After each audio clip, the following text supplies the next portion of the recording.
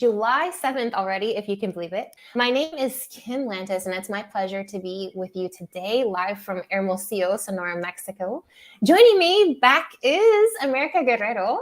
Hey everybody, it's nice Hey, to see you, Ame. Daniel, Kim. Nice to meet you all. Hey. Yes, she's still living it up in Cancun.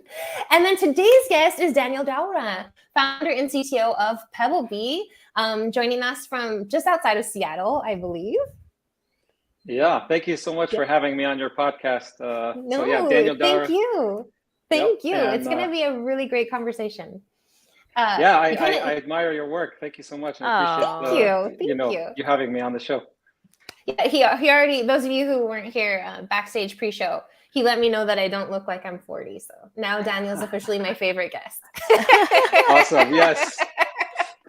Perfect. So today's topic, I'm really excited. I've been looking forward to this show because I feel like we're going to get a very awesome backstory with Pebblebee because we're going to talk about resilience and achieving dreams. But before we do that, we of course want to get to know you a bit better. Daniel, what is your story? What makes you tick, and kind of what led up to where you are today with Pebblebee? Yeah. I guess I've always been intrigued about technology and how it can help add value in this world. And when I was at Boeing, we worked on military communication systems, and we're solving very, very big problems that people's lives around the world depended on us. And so I've been kind of accustomed to high stakes work environments for some time now. And as I mentioned to you just recently, my background is actually growing up in a beautiful country, full of life, culture, geographical beauty. But obviously, the flip side of it was also a war-infested country. And so I was born in Beirut, Lebanon. Um, Always planning for the unexpected. And it's sort of been an innate characteristic of mine, such as instantly reacting proactively to a situation that is unexpected that potentially can save lives. And so, fast forward to 1999, as I was mentioning, I moved here when I was 19, so 23 years ago and almost, and had been so fortunate to be accepted at the University of Washington Electrical Engineering Department. Got my master's degree there in EE and wrote a lengthy white paper on tracking military land assets. So, if you also fast forward to today, that's almost combined 20 years experience in the tracking technology space. And so that's kind of how I got in and where we are today. Perfect. And exiting the military background into the everyday life background. Perfect. So Yep. let's talk about that transition and a little bit about Pebblebee. Who are you? Sure. What's the problem that you're solving? Yeah. Let's see. So in a nutshell, we help people track what matters most.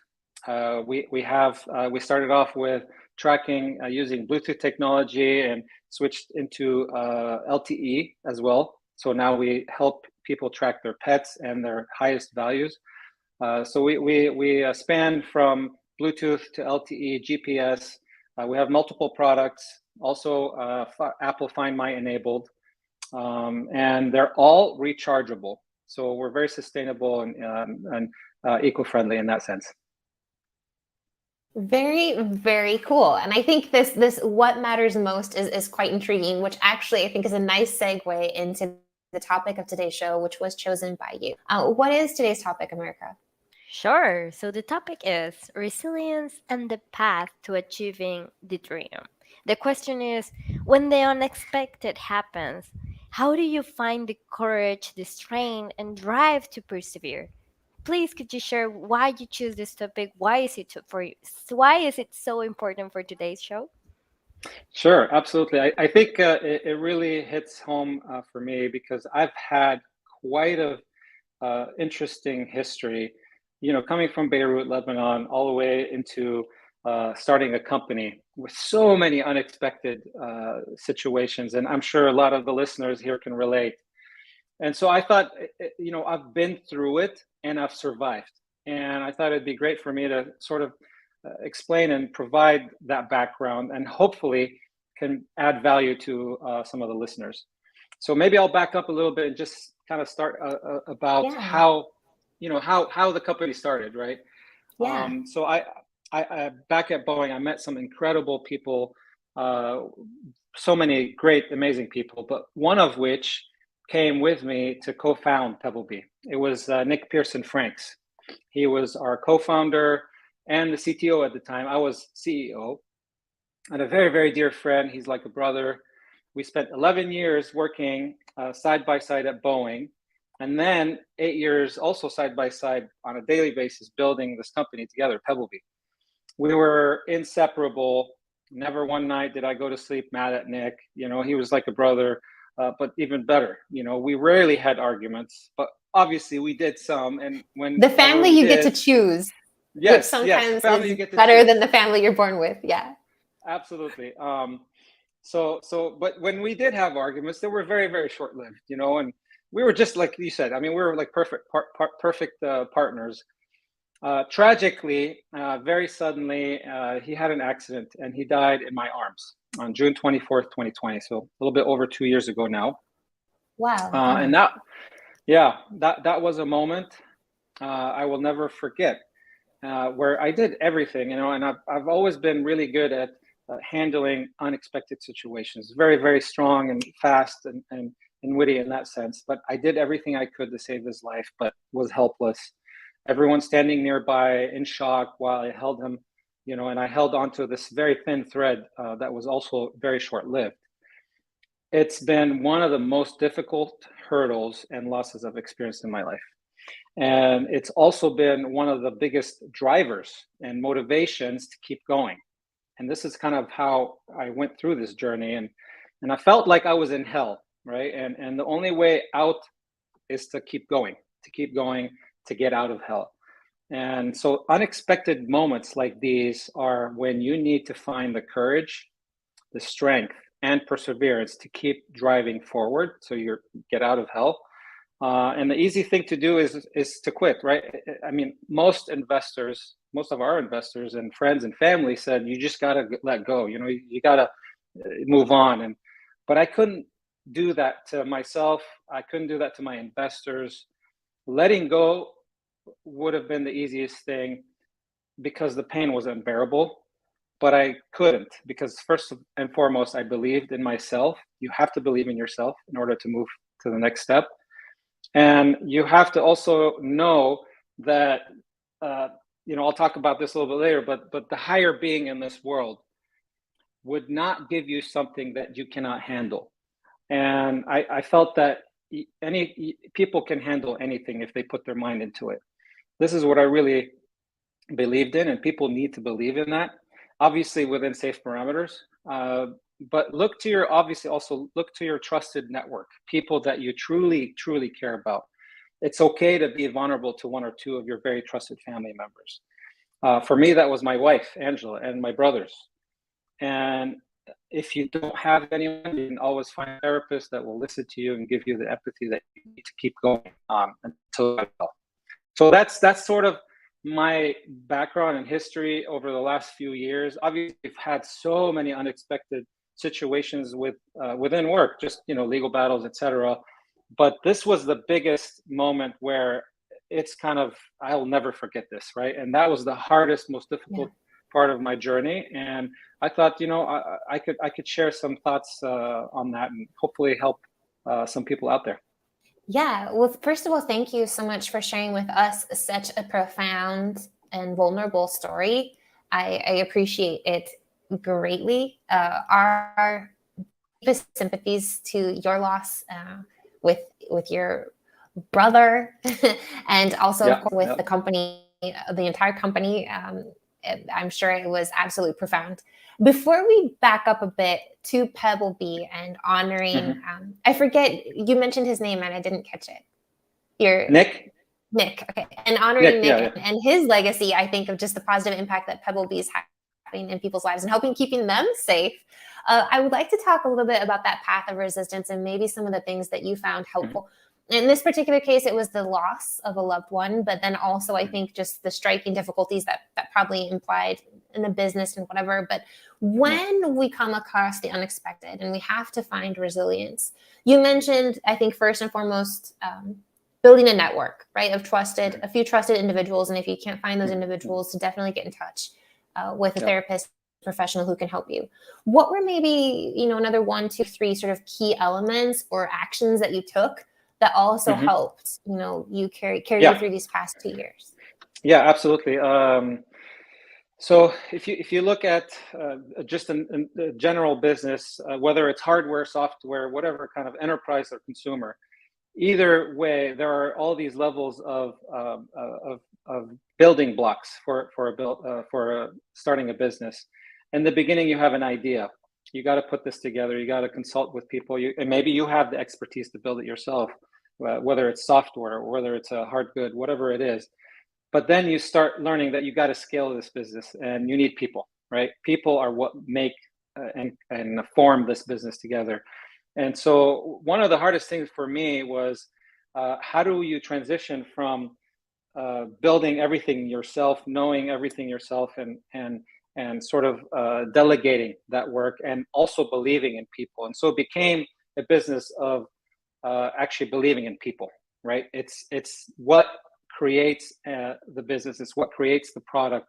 It is your employees that really make up everything. Without them, there's nothing, right? And so I think some of that initially was very difficult for me, but I learned it as I went along. And a lot of the, I think, building blocks on, like what you were saying, is building that network, but that network is your employees, it's your partners, working with them, depending on them. And when things become very, very difficult, whether it's a product fails or whether it's a legal battle, whether it's chip shortages that we're having today, the first thing you got to think about is put the next foot forward. Don't think of the whole thing. The big mountain is too big. It's too heavy. You can't just handle it all, right? Think of the next step forward, take that step, and then think of the next step after that, right? And whether it's communicating with someone, contacting someone, whether it's your trusted advisors. And when I say therapist, it doesn't have to be just a personal therapist. It could be a business therapist, someone that can really help you with that network as well. And how to draft an email, how to communicate with people, how to strategize. Those are very important, because that's the only way you're going to be able to move forward. But you also have to have the willingness and believing in yourself that you could do it. A lot of people don't have that. And so you got to bypass that. Just say, I know I can do this. I can. And if I have doubts, let me talk to someone. And what happened with the pandemic situation? Was it hard for you to adapt, to take the Talk about next a double step? blow, right? Yes. How was it? Yeah. It's just the easy part is that it wasn't just us, right? It was the whole world, right? And so if it was just us, it would be very, very hard, right? But because it's the whole world, so everything shifted, everything, and we just needed to adapt. And what we did was we focused on quality, we focused on product, we focused on team, and so we've completely almost revamped the whole company. And I've focused on quality. Our products were great, very innovative, but we didn't have as much focus on the customer as we wanted it to be. And now we're there. We have impeccable products. We have amazing features, value add compared to some of our competitors. We're the only company in the world that does this kind of thing, consumer, that has Bluetooth, Apple Find My, and cellular. Wow. And we have a huge portfolio of patents that back this technology.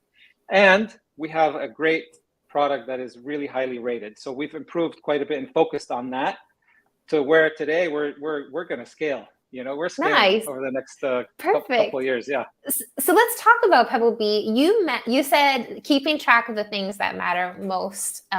So I a little bit of investigation here, and just a little, because I always like to have just the basic knowledge to see what gets revealed on the shows. But you have, from what I understand, it's physical tracking devices. But let's talk about the story of what led kind of up to Pebblebee. You already told us a little bit about differentiating and just scaling and offering more and more services to your users. But how does it work? Yeah. So I guess Nick and I had pretty big dreams together, and as I said, while it hasn't been easy, we've never given up on those dreams. And so in so many ways, today Pebblebee has been the strongest it's ever been. And so let me show you, since I have you over here. Yeah, please. This is the Pebblebee clip, and it is a rechargeable device that clips onto your keys. It comes with its own clip built in, stainless steel clip built in. It's rechargeable, and it's just like, I don't want to call another product, but it is an Apple Find My enabled product, but it has its own clip. It's rechargeable. It has LEDs that show you the battery life, but it also helps you find it in difficult situations. Dark situation it's a multicolored LED. Very So you nice can activate product. those lights from a different device? You can do Yes. it physically from the device or from a different. Yes, with your phone. How much does that weigh, out of curiosity? It looks like You know, it's actually... it doesn't weigh too much. It's just like a key, maybe, but it also weighs enough where it feels like it's high quality product, right? It's not. I've seen this before on the plastic. show. It always reminds me of the first Jurassic Park film where he's like, remember the lawyer when they're first in the car and he's like putting on the night gear and he's like, is it heavy? Yes. He says, yes. But then it's expensive. Put it down. Good analogy right there. So you know, it's a high quality product. You know, I have to find the camera right there. Here it is. And then we have another product which is also same technology, but it is a for your wallets. So it helps you track your wallet. It's very thin, 2 credit cards thick, depending on your credit cards. It fits in your wallet, and it does the same thing. And it's also rechargeable. You see these 2 pins right here. It's magnetic, so it's kind of like a MagSafe, similar to a MagSafe, but it's not. And it just attaches right here, and it charges it once a year. It lasts for up to 12 months. So you don't have to throw it away or replace a battery or anything like that. Yeah. So it's really unique in that sense. And I assume once that year kind of rolls around, you get some type of alert, time to charge your Pebblebee. Absolutely. Your phone and app communicate with you and tell you, you know. That, and what I like about that is actually really sly. I think it's a device that you can have in your wallet that doesn't look like a tracking device. So that if something's lost or stolen, the thief might not even notice. Yeah, exactly. So that's that, and it's also Find My compatible. Now, the other unique thing about these two is that they also work with Android. So as opposed to like the AirTag, for example, it's only for Find My, right? For iOS devices, but these work with iOS and Android. So if you don't have, you know, iOS, you could use it with Android, but it's either or. You can't do both at the same time. You know, that is very clear with the Apple spec. So, but that's nice because now you have one SKU that can do both. You know, and if you decide to go I'm an Android user, and I love that because it frustrates me because most of the time all this really cool tech gets rolled out for iOS first, and I'm like, well, this is cool tech that works for both. You know. Yes. I cannot stop thinking about Malcolm in the Middle. I don't know if that was the show what I saw, like this idea, but the father, he's looking for his keys, but he cannot find the device where you can hear the alert. But I can see that you can have the alerts on your phone and you're not going to lose your phone because now it's like part of you, right? So that problem is no longer there, or it was part of it, or it's been solved. It's been solved. Talking about losing phones though, like what happens if I lose this? Is there some like reverse engineering? Can my Pebblebee help me find my phone? Absolutely. That's really cool. It currently, unfortunately, doesn't work with the Find My app, but it does work with the Pebblebee app. So like I was saying, it works with Android or iOS. But when I say iOS, it could also be either Pebblebee or the Find My, which is an Apple product.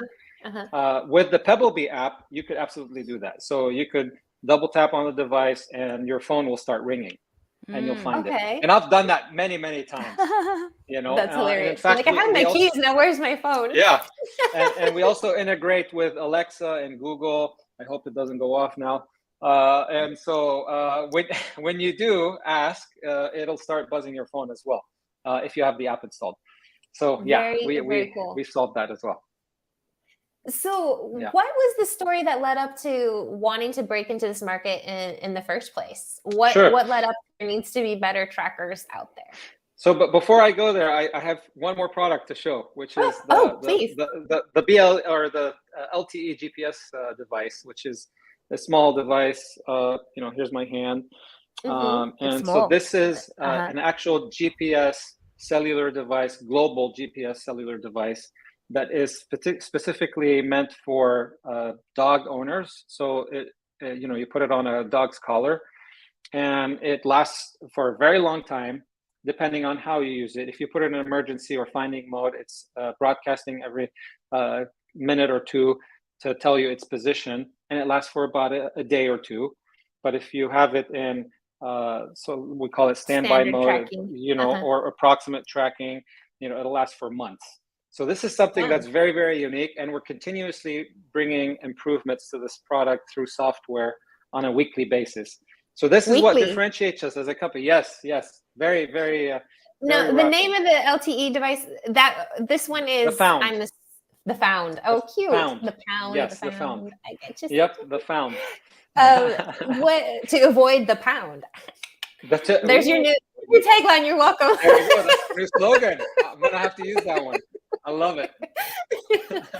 Use the found to avoid the pound. To the pound, Ooh. Exactly. You're welcome. You're welcome. Nice. I'll charge the commission. I'll give you my. Okay. We'll talk about that later. No, is the water resistant? I know that probably sounds. How durable is this thing? Because we're talking about dogs here. Yeah, it's very durable. I mean, it's on my Weimaraner that I was talking about earlier, and he's rough dog, and it's been on him every day for the last 2 years, and no problems whatsoever. And in fact, it's a USB-C connector right there, and it's still waterproof. So yeah, it's very, very rugged in that sense. Cool, and that's the one that will also alert you if you can set up boundaries, right? Yes, virtual fences. Yes, absolutely. Virtual fences. Yeah, work a lot nicer than bark collars and whatever else that might be going. Yeah, absolutely. Perfect. Yeah, I love it. It's more of an active product as opposed to a reactive. Yes. Perfect. Was it a dog that led up to the creation of Pebblebee? Yes. Yeah. I would say it was. Let me go back up a little bit. It was a combination.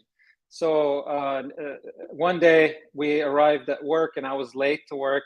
I met Nick, and he was late as well. And so we were like, you know what? Let's just start the day late. We'll stay here till 8 p.m. or so. Let's go have lunch. So we go have lunch. And I'm like, what's up? Like, why were you late? He said that apparently he was looking for the remote control because his kid wanted to watch TV in the morning while he was getting ready and couldn't find the remote control. And he kept on talking to his toddler, but his toddler was so young that he couldn't communicate. Apparently, he threw it in the garbage because he kept on telling him TVs are so bad for you. You don't want to watch TVs in the morning, And so he couldn't find the remote. And then I said, what's so weird? Because I couldn't find my keys this morning. Spent 2-3 hours trying to find them because I played hide and seek with my daughter yesterday, and she hid them, and she wasn't home. She had gone to school, and so we're like, okay, this has got to be a problem that everyone's facing. This was back in 2012. This is when you heard the heavens go. Oh. Yep, and we're both hardware engineers and software engineers, and we put our minds together. And before you know it, in 2013, we had a product that was viable, that we could test it with our friends and family. And by sometime mid 2013, they're like, you gotta go live with this because we want to buy this. Where can I buy it for my friends and family? And so that's when we decided, okay, we got to start a business. And so in 2014, it was legitimate, and we started a sort of a crowdfunding campaign, which did really well. The first year, we did so well that we have to quit Boeing, And so we by the way, the whole time we were in very clear communication with Boeing and staff over there. And good. So avoid that conflict of interest, folks. Yes, you heard it here on exactly. Dojo Live. Avoid it for sure. Talk to the legal team, make sure you sign the paperwork and everything. But yeah, by 2015, we were both out. Incredible team at Boeing. I mean, it's such an amazing company that I think is one of the best companies in the world today. The team was amazing. They've empowered us in so many ways, and we've done exceptionally well there. But it was time for us to believe in ourselves, And Nick said something, kept on saying it was much riskier to not take that leap of faith and believe in yourself, because what if you turn out to be 50 or 60 or 70 and you're like, oh man, I wish I tried. I don't know. I will never know now if I had believed in myself, if I would have succeeded or not, or what I would have learned, And so that's one thing that you'll never get back. You can't go back in time, not yet at least, Elon Musk is probably listening to this and saying, I don't know, wait until next year. So anyway, the point is that I think, we decided to believe in ourselves and take a leap of faith. We knew nothing about starting a business, and so we really heavily depended on our instinct and our family and friends, and we started sort of growing our network within, and just one thing led to another, one foot after the next. Perfect. We're actually coming to the final minutes of today's show, and it's really great that you started mentioning company culture, because that's what we'd like to sort of talk about. I think two things here.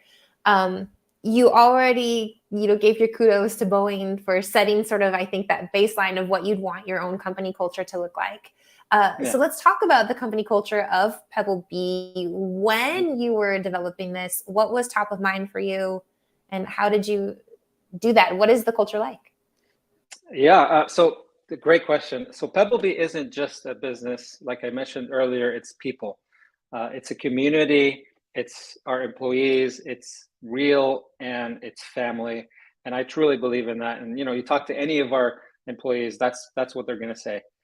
We empower our team members to lead their own paths instead of telling them what to do. Obviously, we give guidance. We provide the tools and flexibility to encourage them to succeed. And we've created this culture whereby trust is of highest importance. We all trust each other, and we depend on each other. And we motivate through genuine empathy. We truly love each other, right? We just love the community that we've built.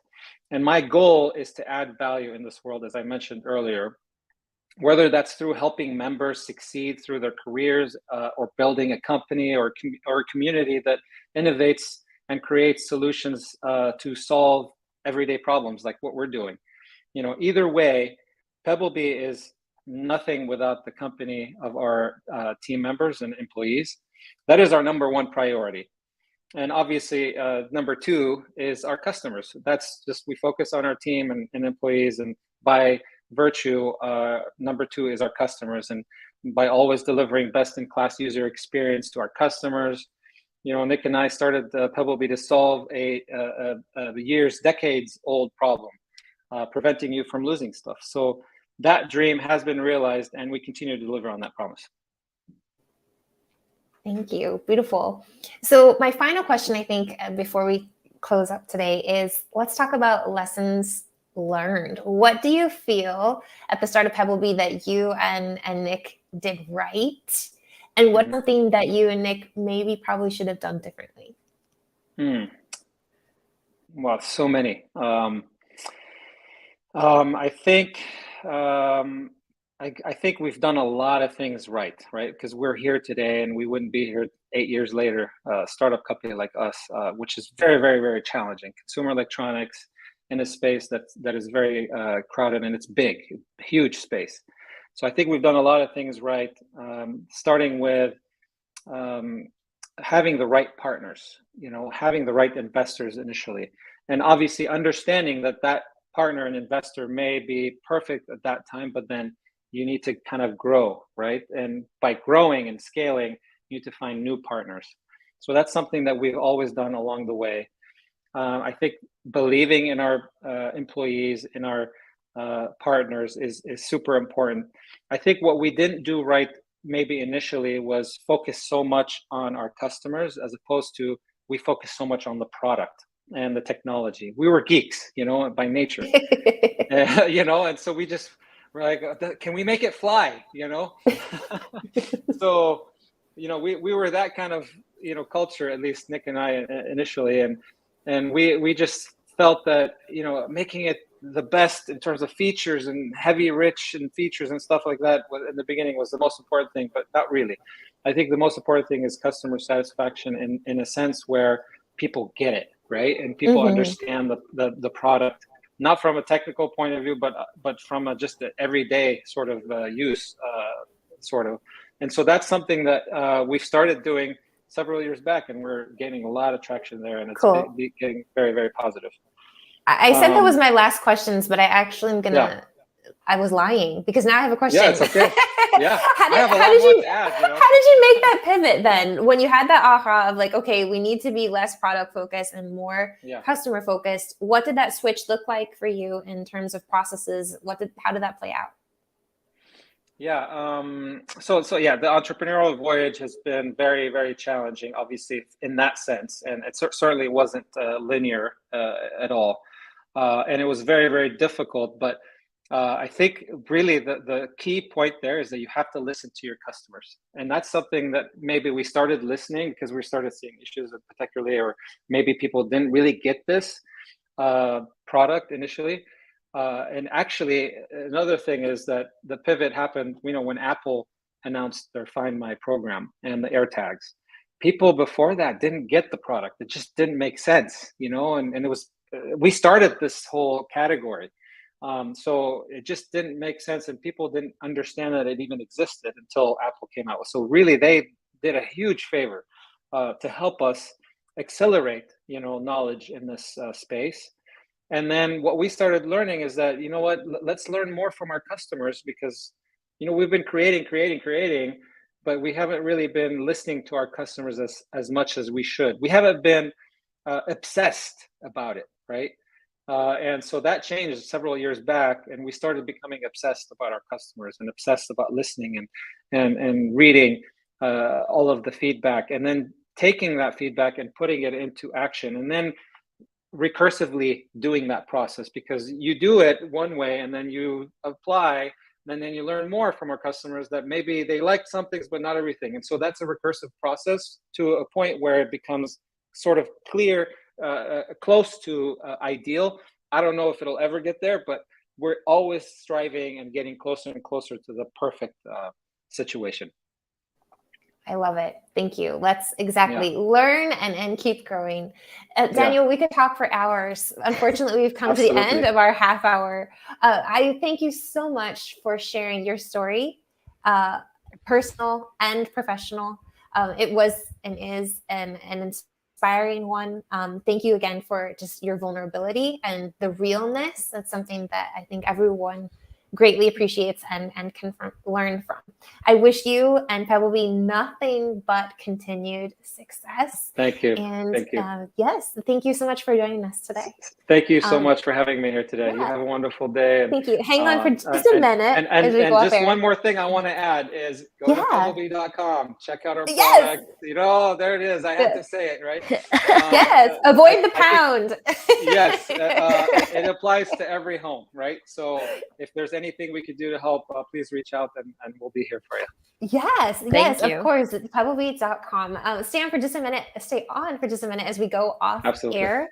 And we will join us on Monday as we recap Daniel's show and Gagan's from yesterday. That's 12 o'clock Pacific. And we will share next week's shows at that time. So until then, everyone have an awesome weekend. Bye for now. Bye.